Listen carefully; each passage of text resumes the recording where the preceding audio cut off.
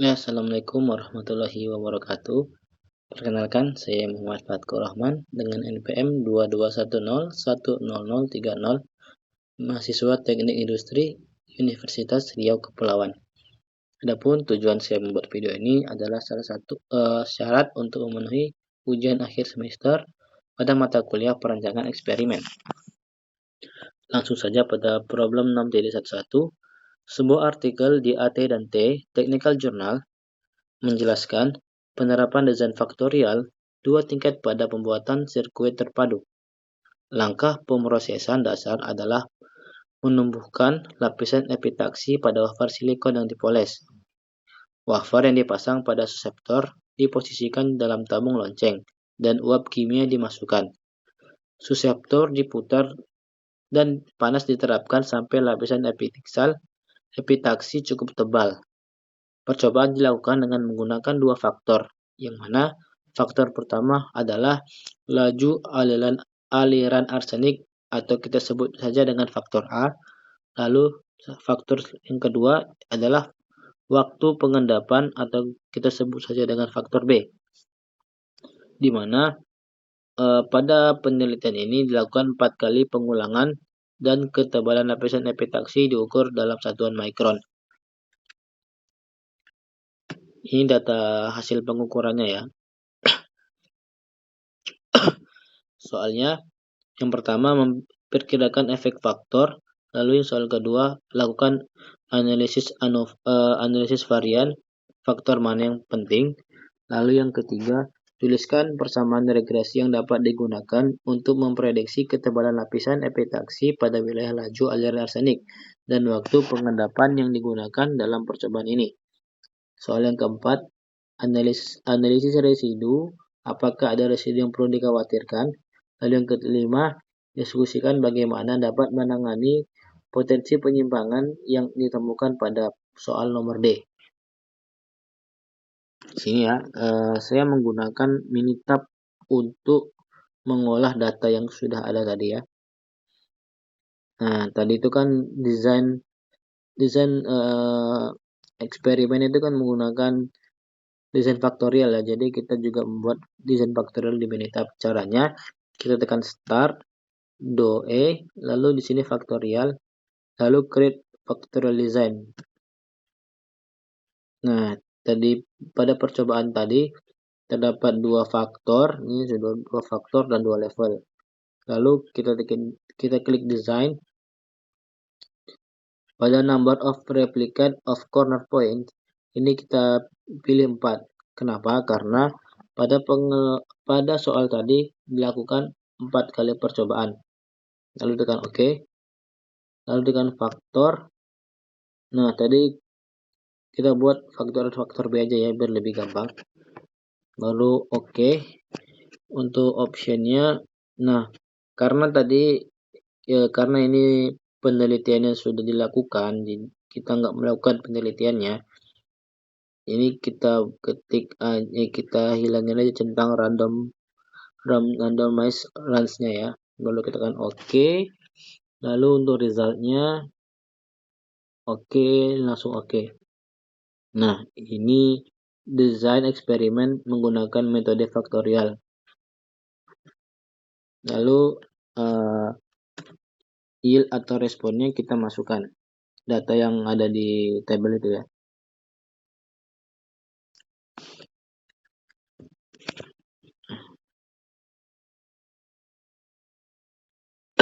Ini kita kopikan saja datanya ya.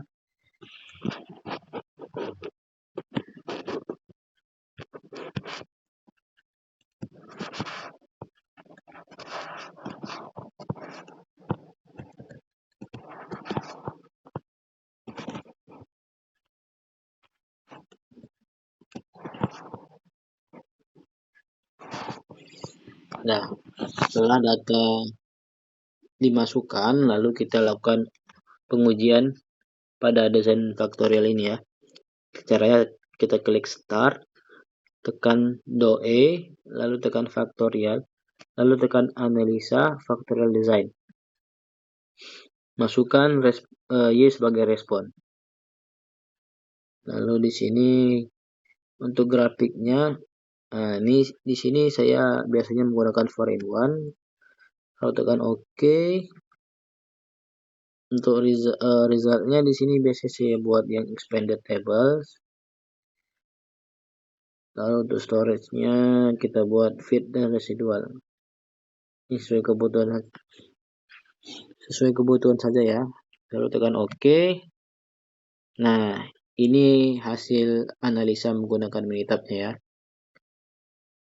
Ini sudah saya kopikan juga di PowerPoint-nya ya. Jadi kita jelasin pakai PowerPoint aja. Nah, untuk soal pertama, perkirakan efek faktor. Nah, di sini sudah dapat nih efek faktornya nih. Jadi pada faktor A ini memiliki efek sebesar minus 0,317 dengan nilai P-value-nya 0,283.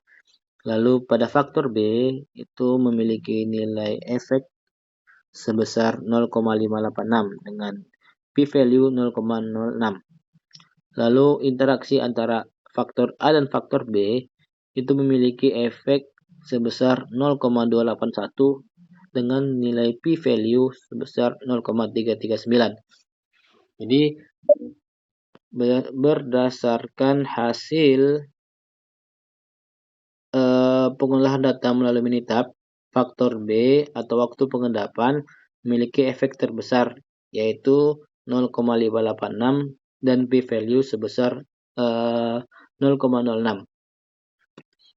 Lalu untuk soal nomor 2, lakukan analisis varian faktor mana yang paling penting. Nah, di sini kita telah melakukan di sini hasil dari uji ANOVA menggunakan Minitab. Bisa kita lihat kedua faktor ini tidak ada yang signifikan karena tidak ada yang lebih kecil dari nilai alfanya ya. Ini melebihi alfa semuanya. Namun pada faktor B ini paling mendekati dengan nilai alfa. Dan juga kontribusinya yang paling besar ya daripada faktor yang A. Ini faktor B memiliki kontribusi 23,20 dibanding dengan faktor dan juga memiliki laju arsenik dibanding dengan faktor A atau laju arsenik yang hanya sebesar 6,8.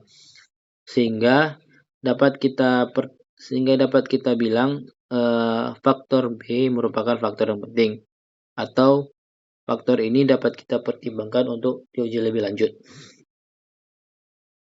Lalu untuk pertanyaan yang C, tuliskan persamaan regresi yang dapat digunakan untuk memprediksi ketebalan lapisan epitaksi pada wilayah laju aliran arsenik dan waktu pengendapan yang digunakan dalam percobaan ini. Nah, persamaan regresinya itu bisa kita lihat dari sini ya, yang di koefisien ini. Jadi yield itu sama dengan konstan ditambah koefisien A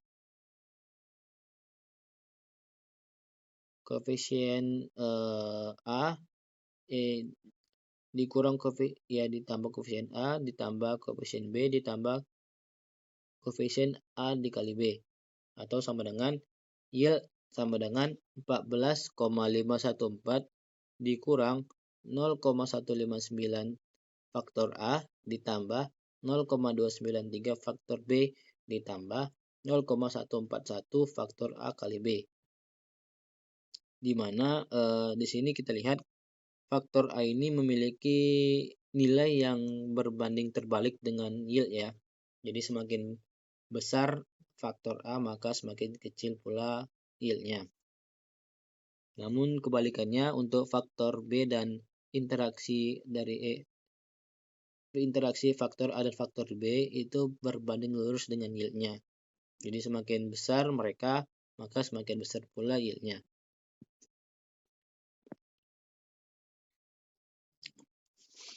Untuk soal keempat, diminta untuk analisa residu, apakah ada residu yang perlu dikhawatirkan. Nah, dari hasil ANOVA yang telah diolah dengan Minitab, modul regresi yang digunakan sudah sesuai dengan sebagian besar asumsi regresi. Namun, kita lihat ada beberapa outlier yang terlihat cukup ekstrim ya. Nah, ini bisa kita lihat. Nah, ini sampai ini cukup ekstrim. Namun secara keseluruhan model sudah dianggap cukup memenuhi asumsi klasik regresi tanpa indikasi pelanggaran serius. Jadi bisa kita simpulkan tidak ada residu yang perlu dikhawatirkan. Jadi outlier ini perlu dianalisis lebih lanjut untuk memastikan tidak ada pengaruh yang signifikan terhadap model. Lalu soal yang kelima, diskusikan bagaimana Anda dapat menangani potensi penyimpangan yang ditemukan pada bagian D. Nah, untuk menangani potensi penyimpangan pada bagian D, dapat dilakukan langkah-langkah sebagai berikut. Yang pertama, periksa kembali hasil data pengamatan, pastikan tidak ada kesalahan dalam pengukuran ataupun pencatatan. Jika ditemukan kesalahan, kita bisa koreksi atau eliminasi data yang salah tersebut. Lalu untuk nomor 2, gunakan analisis statistik seperti z-score atau Cook distance untuk memastikan apakah residu tersebut memiliki outlier. Jika ditemukan, evaluasi penyebabnya dan pertimbangkan untuk menghapus jika representatif. Yang ketiga, pastikan model yang digunakan cukup sesuai untuk data. Misal, jika hubungan antara variabel faktor dan respon tidak linear, pertimbangkan untuk menggunakan transformasi data atau menggunakan metode non-linear. Lalu yang keempat, tambahkan variabel baru yang mungkin relevan atau ubah model dengan cara memasukkan variabel interaksi. Lalu yang kelima, jika outlier tidak dapat dihilangkan, pertimbangkan menggunakan metode robust yang lebih tahan terhadap pengaruh residu ekstrim. Lalu yang keenam, lakukan pengujian tambahan untuk memeriksa stabilitas model yang diperbarui. Lalu soal yang kedua, di sini kami diminta untuk menjelaskan mengenai guideline for design of experiment atau panduan untuk melakukan rancangan sebuah eksperimen. Nah, yang pertama itu adalah pengenalan pernyataan masalah atau recognition of and statement of the problem. Jadi di sini kita harus identifikasi masalah yang akan dipecahkan dengan eksperimen yang akan kita lakukan dengan jelas dan spesifik. Contohnya dalam perusahaan manufaktur kita ingin mengidentifikasi rendahnya output produksi akibat ketidakefisienan penggunaan tenaga kerja atau dan metode kerja yang kurang optimal. Lalu yang kedua, selection of the design of variable. Pilih variabel yang akan diukur sebagai hasil eksperimen. Ingat, variabel ini yang harus bisa diukur dengan cara yang objektif. Nah, sebagai contoh, variabel respon dalam studi yang saya sebutkan tadi, contohnya itu adalah jumlah unit produksi atau jumlah output. Lalu yang ketiga, choice of factor level and range. Di sini kita harus memilih faktor-faktor yang berpotensi untuk mempengaruhi respon atau hasil. Nah, dari setiap di sini kita juga menentukan nilai dari setiap faktornya dan rentang range dari setiap eksperimen. Contohnya di sini faktornya tenaga kerja dengan levelnya 5 tenaga kerja, 10 tenaga kerja, dan 15 tenaga kerja. Lalu faktor keduanya metode kerja, levelnya metode A atau dengan metode B. Lalu rentang pengujiannya, contohnya pengujian ini dilakukan selama 8 jam atau 1 hari, 1 shift kerja. Lalu yang keempat, choice of experiment design. Nah, di sini kita disuruh memilih desain eksperimen yang sesuai dengan eksperimen yang akan kita lakukan. Nah, desain eksperimen ini banyak ya. Contohnya desain faktorial, desain Taguchi, desain RSM, dan Nah, untuk contoh pada eksperimen yang saya sebut tadi, itu kita bisa menggunakan desain faktorial 2 kali 3 dengan yang menguji dua faktor tenaga kerja dan metode tenaga kerja dengan 3 level pada faktor tenaga kerja dan 2 level pada metode kerja. Lalu yang kelima, performing eksperimen atau lakukan eksperimen. Nah, langkah ini adalah pelaksanaan eksperimen sesuai dengan desain yang telah kita tentukan. Dalam eksperimen, berbagai kombinasi faktor diuji untuk mengumpulkan data. Nah, contohnya 5 orang dengan metode A mendapatkan 150 unit per hari, 10 orang metode A dengan mendapatkan 250 dan sebagainya.